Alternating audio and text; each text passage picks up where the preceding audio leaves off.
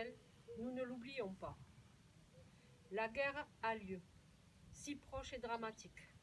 Le visage de l'Europe est en échangé, rassemblé et fraternel, nous le savons.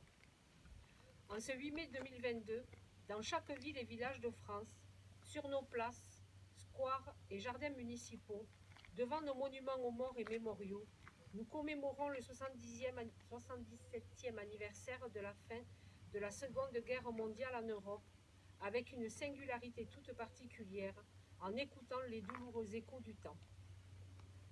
Le 8 mai 1945, notre continent voyait s'achever 5 années de tempête, de douleur et de terreur.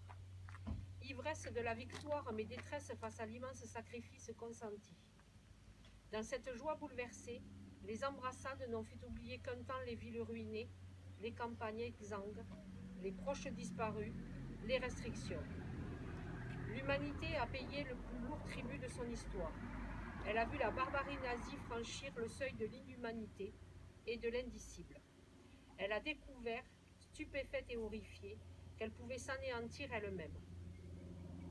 Chaque année, avec fidélité, avec reconnaissance, la nation porte son regard et son affection en direction de celles et ceux qui sont morts pour elle, vers celles et ceux qui ont combattu avec abnégation et qui ont contribué à abattre le fléau nazi. Nous nous souvenons du combat acharné des armées françaises et des armées alliées sur tous les fronts, des Français libres qui n'ont jamais cessé la lutte, du courage des résistants de l'intérieur, de chaque Française et Français qui a refusé l'abaissement de cette armée des lumières dans l'obscurité. Dans les pas du général de Gaulle, ils ont permis à la France de rester la France.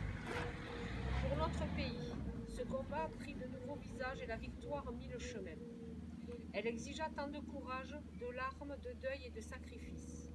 Il y a 80 ans, en 1942, la phalange héroïque des Français de Bir Hakeim tint tête aux divisions italiennes et allemandes. Dans un océan de sable, ils ont résisté à tous les assauts. Ils incarnent aujourd'hui encore l'orgueil de notre pays et font vibrer le cœur des peuples libres. Nous nous souvenons aussi du raid mené sur le port de Dieppe, du sacrifice des soldats canadiens, britanniques et américains qui ont ouvert la voie de la libération de la France. Nous entendons encore les cris et les pleurs des raflés du terrible mois de juillet 1942, ceux des victimes, femmes, hommes et enfants, de l'ignominie et de la folie criminelle. Nous, qui savons la fragilité de la paix, le passé nous instruit, les morts nous instruisent. La mémoire est un héritage autant qu'elle est une leçon. D'abord, l'unité de la France qui n'est jamais aussi forte que lorsqu'elle est rassemblée et solidaire, que lorsqu'elle se soustrait à la fureur des dissensions et des divisions, que lorsqu'elle regroupe le meilleur d'elle-même pour construire les ambitions du Conseil national de la résistance. Ensuite, le chemin de l'Europe qui fut le seul pour la réconciliation des nations européennes, qui a été façonné par les rêves de plusieurs générations successives, qui demeure celui de l'espérance dans le progrès collectif, celui du refus du nationalisme, celui d'une fraternité vivace.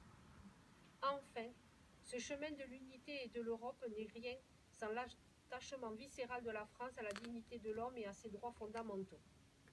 Ce combat, nous le poursuivons ensemble, inlassablement, en français, en européen, en femmes et hommes libres. Geneviève Darrieussecq. Je vous invite à faire une minute de silence.